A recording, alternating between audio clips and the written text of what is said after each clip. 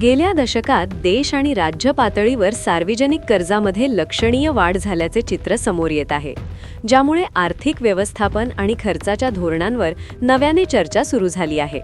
उपलब्ध अंदाजानुसार 2014 साली भारताचे एकूण कर्ज सुमारे 55 लाख कोटी रुपयांच्या आसपास होते, तर 2025 पर्यंत ते तब्बल 210 लाख कोटी रुपयांपर्यंत पोहोचल्याचे सांगितले जाते.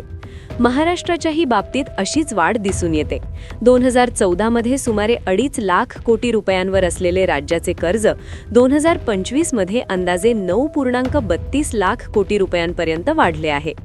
या वाढीमागे पायाभूत सुविधा प्रकल्पांवर होणारा मोठा खर्च, विविध सामाजिक कल्याण योजना, कोविड-19 नंतर दिलेली आर्थिक मदत आणि महसुलातील तूट हे प्रमुख घटक असल्याचे अर्थतज्ज्ञांचे मत आहे.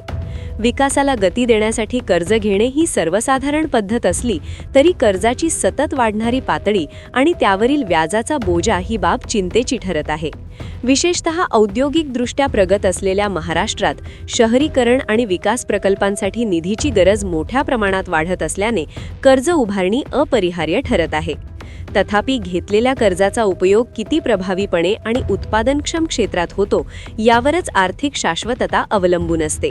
कर्जाचा योग्य वापर न झाल्यास भविष्यात करभार वाढण्याची शक्यता, विकास खर्चावर मर्यादा येणे किंवा वित्तीय कूट वाढणे यांसारखे परिणाम नागरिकांवर अप्रत्यक्षपणे होऊ शकतात.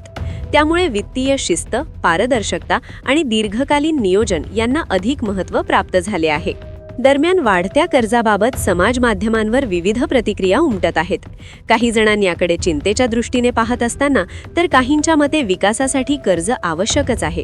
मात्र या विषयावर ठोस निष्कर्ष काढण्यासाठी अधिकृत आकडेवारी आणि तज्ज्ञांचे सखोल विश्लेषण आवश्यक असल्याचेही मत व्यक्त होत आहे.